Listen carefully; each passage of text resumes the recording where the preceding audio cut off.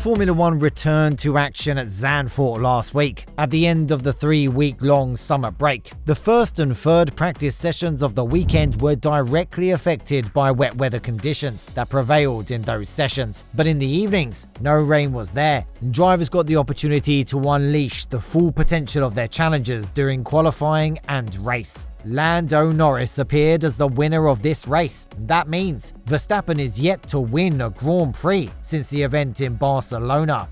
Welcome back to Total F1. This is our race report of the Dutch Grand Prix. But before we proceed, hit the subscribe button and smash the bell icon for more exciting updates.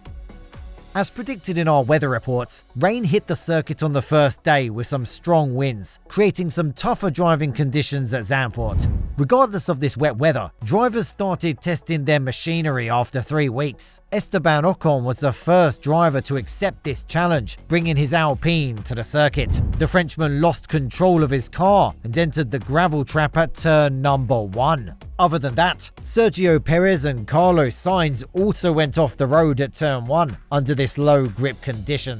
Nico Hülkenberg was also not comfortable with the prevailing track conditions and experienced rides through the gravel traps at turn 10, 9 and 1. However, he was lucky enough to keep his challenger away from the barriers. The 2021 F2 runner-up, Robert Schwartzman, got the opportunity to drive in this session for the Kick Sauber team in place of Valtteri Bottas. Home hero Max Verstappen decided to take the intermediate tyres after running on wet tyres. Unfortunately, it didn't go as well as he planned, and he experienced a 180-degree spin at turn 11 as the grip of those intermediate tyres was insufficient. When the track dried up, drivers started setting some competitive lap times with the help of slick tyres. Lando Norris topped the timesheet with a lap time of 1 minute 12.322 seconds. Verstappen and Hamilton were behind him in the second and third spots respectively. Compared with FP1, the second practice session was held in totally different conditions, allowing the drivers to yield the maximum advantage of the session. The track was dry and there were no signs of rain, with a full bright sky. Even under these track conditions, however, George Russell failed to keep his car within the track limits. He had a journey through the gravel at turn number 8. Despite that, Russell made a good comeback in the rest of the session, recording the fastest lap of the session, which was 1 minute 10.702 seconds. The reigning world champion Max Verstappen appeared to be struggling with some driving errors in the session. Nico Hülkenberg continued his poor form at Zandvoort by making a huge spin at turn number 1 and finally found a barrier, causing some minor damage to his Haas challenger. It resulted in a red flagging of the session for a brief moment.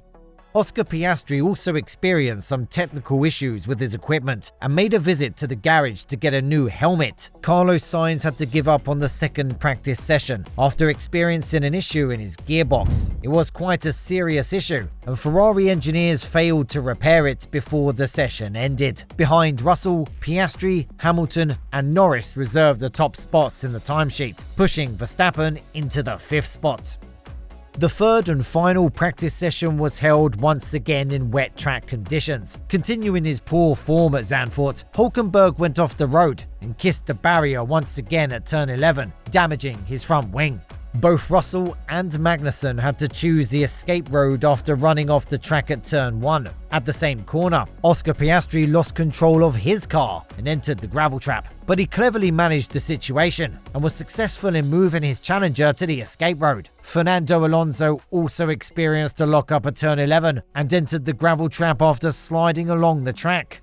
Logan Sargent suffered a huge crash at turn 4, seriously damaging his FW44. Before losing control of his car, he put his 2 wheels on the grass, then spun before hitting the left barrier. Then the car was on fire, and Sargent was lucky enough to jump out of the car without experiencing any physical damage to himself. The session was red flagged for 40 minutes, as the officials had to put in extra effort to repair the damaged barriers. Even though the session was resumed after 2 minutes after this lengthy delay, the track was too wet for drivers to reach the optimum performances. Pierre Gasly topped the timesheets with a lap time of 1 minute 20.311 seconds. Magnussen and Bottas were the second and third fastest of the session, behind the Alpine driver. However, this timesheet was not the clear interpretation of the performance of each challenger.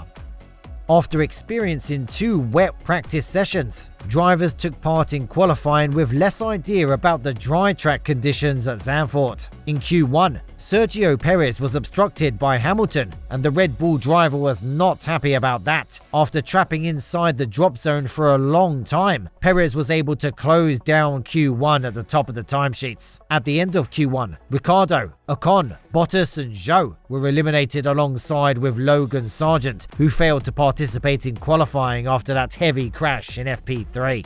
Q2 was quite competitive as all the 15 drivers tried their best to stay out of the drop zone. However, Hamilton was eliminated as P12, surprising everyone. Before the summer break, he was in really impressive form, recording multiple victories in the latter part of the first half. Sainz was the other driver who experienced the biggest upset of the session, as he was only the 11th fastest. Alongside with Sainz and Hamilton, Tsunoda, Hülkenberg and Magnussen were eliminated at the end of Q2.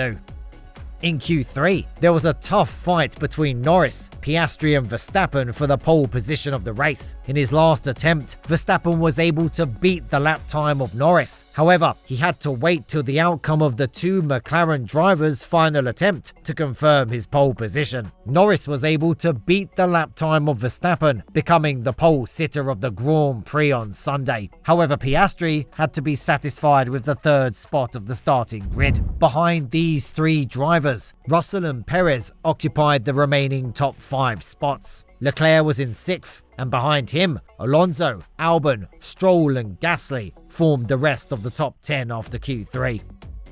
As the pole sitter of the race, Lando Norris failed to get the dream start that he wanted. With that advantage, Max Verstappen was able to push his car to the front of the field. Not only Norris, but Oscar Piastri also lost his position to George Russell at the start. Meanwhile, Lewis Hamilton, who had experienced a Q2 exit in qualifying and lost 1 more spot at the start, was employing all of his skills to improve his track position. In lap 2, he was able to pass Yuki Tsunoda for the 12th spot.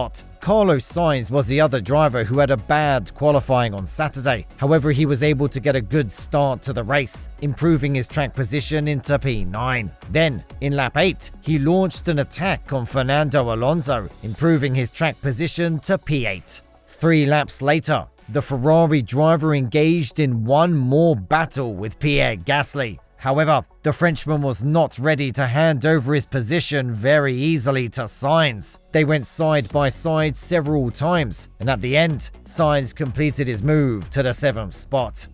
When coming to lap 16, Lewis Hamilton was able to overtake both the Aston Martin challengers, improving his position up to 9th. Hamilton's former teammate, Fernando Alonso, had to hand over his position without showing considerable defense, as his challenger was never strong enough to compete with that Mercedes challenger. On lap 17, Max Verstappen reported an issue with the grip of his RB20, and Lando Norris was just 0.563 seconds behind him at that moment. Within less than 1 lap period, Norris was able to close down the gap with Verstappen, overtaking him to the race lead. Charles Leclerc decided to go for his pit stop on lap 25, a little bit earlier than the rest of the grid, and he appeared to have benefited from that strategy by beating Russell to the net 3rd spot of the race. Then the race continued without notable changes to the track positions. But in lap 40, Oscar Piastri launched an attack on George Russell to the 4th spot of the race. In the same lap,